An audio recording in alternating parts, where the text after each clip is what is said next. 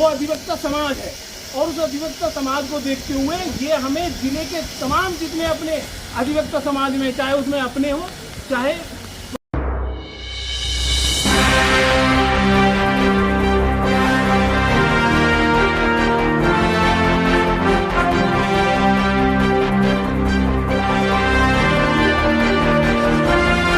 वो अधिवक्ता समाज है और उस अधिवक्ता समाज को देखते हुए ये हमें जिले के तमाम जितने अपने अधिवक्ता समाज में, चाहे उसमें अपने हो चाहे पराए हो, किसी भी समाज से हो, जो गलत है वो गलत है।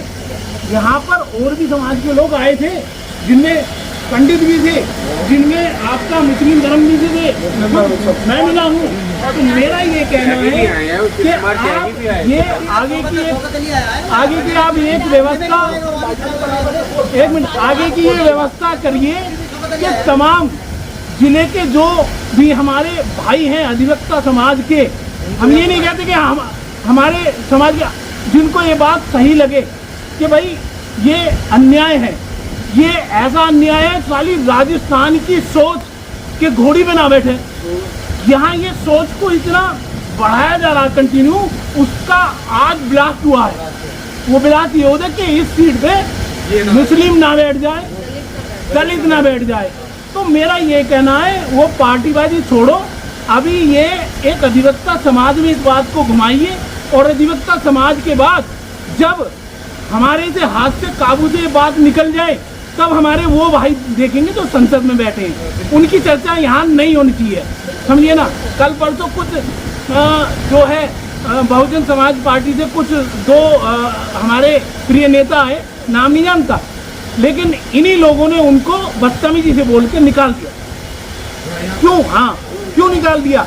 क्योंकि हम रणनीति नहीं बना रहे, हम आपस की जो ये कर रहे हैं। रणनीति पहले ये बनाओ कि तमाम जिलों के जितने भी अपने भाई हैं और जितने भी वो व्यक्ति हैं जो वाकई में इंसानियत में ये कहते हैं कि भैया एल्डर कमेटी आपने 1 की बनाई, 2 की बनाई, 4 की, अरे 100 की बनाई, लेकिन ये मंथन आपको यहाँ डिक्लेरेशन करके तब करना था जब आप अंदर पूरा चर्चा कर लेते कि भाई अब ये करना है।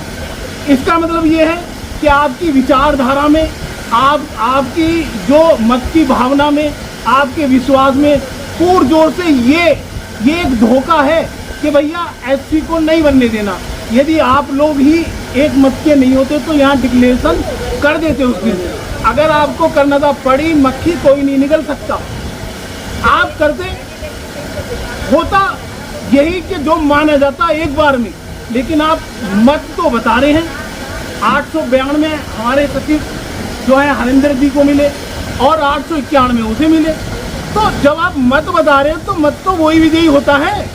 आप किसी भी गेम का एक पार्ट देख लो कि 1-2 से चालू होता है, जो 1 होता है वो विजयी होता है।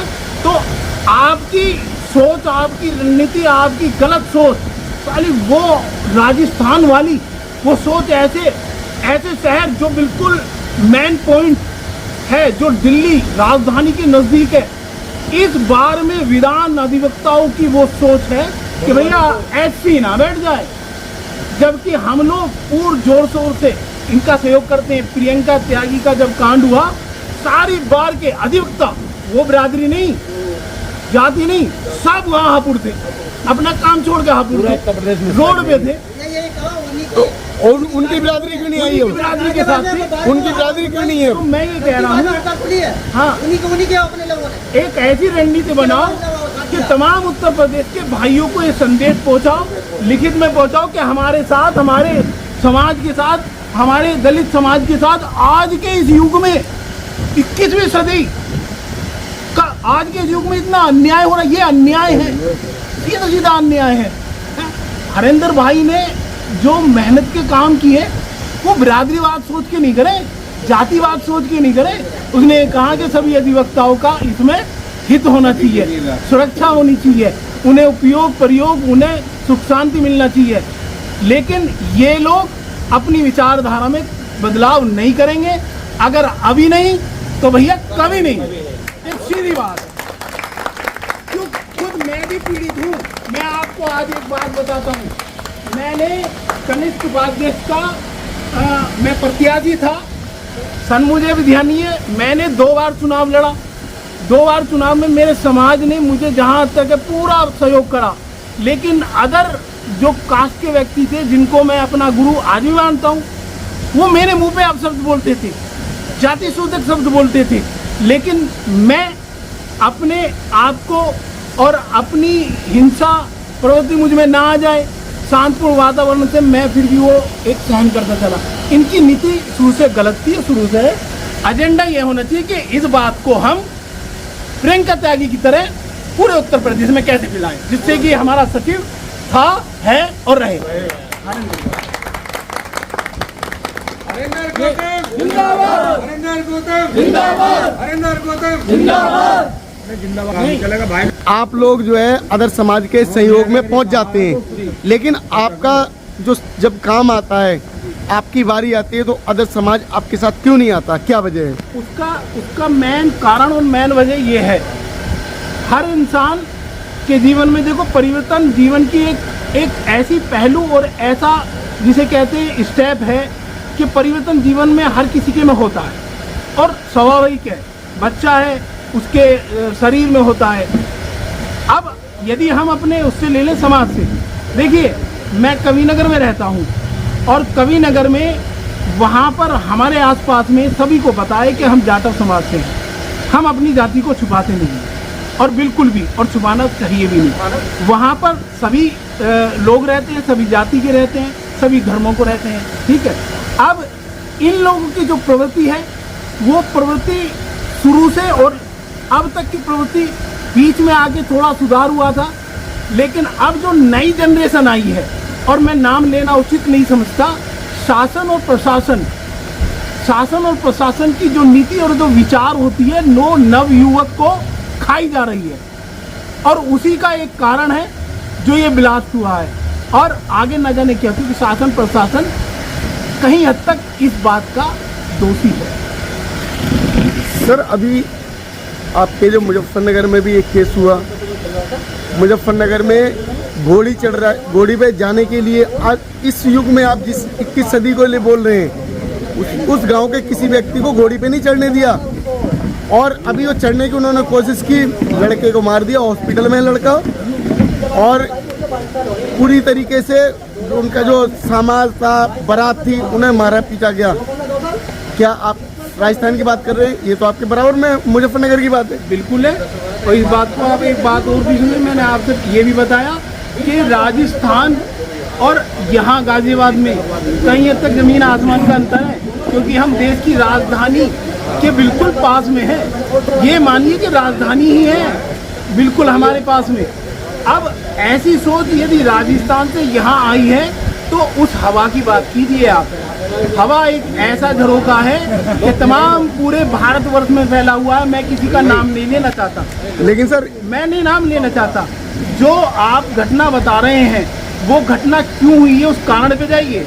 देखिए ये हमारे अधिवक्ता समाज की जो पीड़ा है, इस पीड़ा के बारे में मैं जब बात करना चाहता हूँ, मैं ज़्यादा राजनीति के चक्कर में नहीं पढ़ना चाहता, ना ही हम लोग पढ़ने चाहते, क्योंकि राजनीति एक अलग हिस्सा है। लेकिन यदि आपने उस घटना के बारे में बताया है तो वो एक हवा है, और वो शासन प्रशासन की जो विचारधारा है वो नवयुवकों पे भारी पड़ रही है। जो आपस में ये जो एक जातिवाद जो वहाँ की धारणा आज इस 21वीं सदी में फैल रही है, यदि इसे रोका नहीं गया, विचारों में परिवर्तन नहीं किया गया, तो इसका अंजाम हम सभी को, पूरे समाज को, जिसमें हर व्यक्ति रहता है, धर्म का, जाति का, सबको भुगतना पड़ेगा।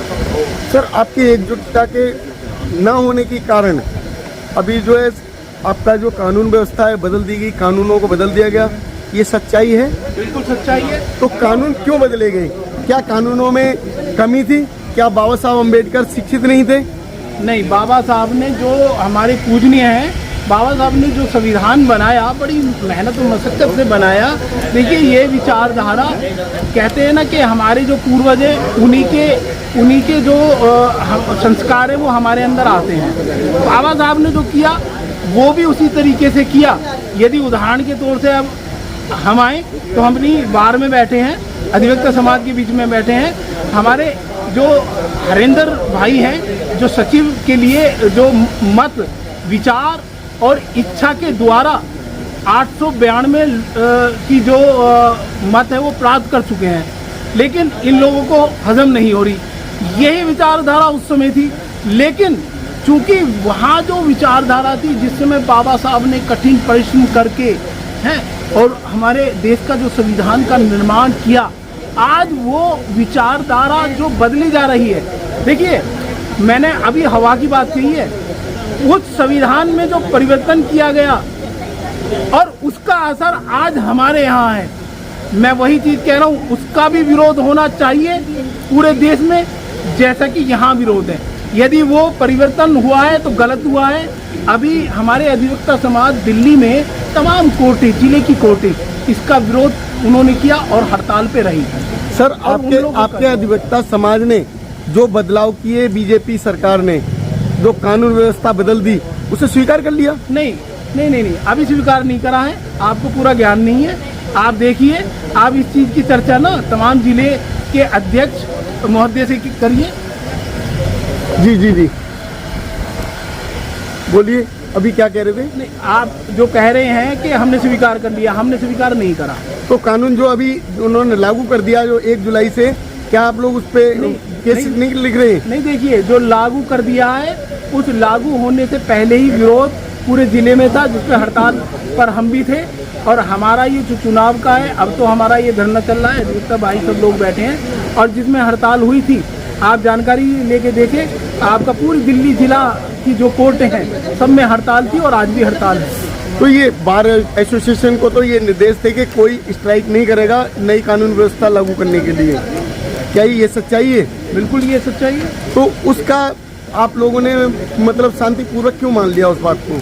नहीं, अभी हमने कहा ना, आप बार बार उस चीज़ को मान रहे हैं कि हमने स्वीकार नहीं किया है। तो अभी आप जिस जगह बैठे हैं, ये बार एसोसिएशन गाजियाबाद है, जिला गाजियाबाद है, जहाँ चुनाव से संबंधित जो घोषणा की गई थी और जो हमारे हरेंद्र भाई सचिव नियुक्त हुए थे, अभी उस अधिवक्ता समाज में ये जो मंथन चल रहा है, अभी ये मंथन है और हम लोग अभी काम नहीं कर रहे हैं।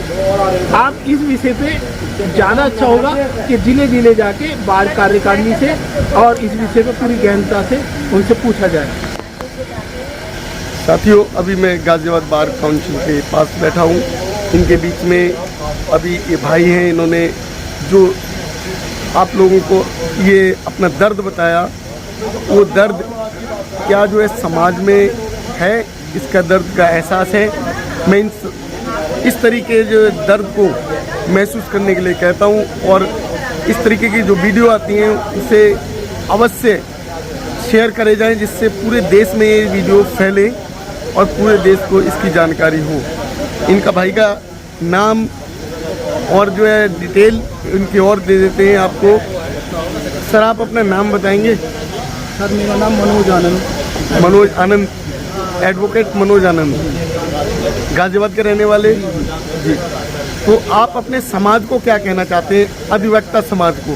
देखिए, फिलहाल अधिवक्ता समाज लाउडली फिलहाल अधिवक्ता समाज के बीच में जो एक ये समस्या और एक गहन समस्या है, इस समस्या को देखते हुए हमारा ये कहना है कि नई रणनीति के अनुसार हमें अपने दुख को, जितने भी हमारे भाई हैं जिला वाइज, सबको बांटना चाहिए, उनका सहयोग प्रदान करना चाहिए और वो हमें सहयोग दें। इसके लिए हमें आगे की रणनीति जारी रखनी है। धन्यवाद।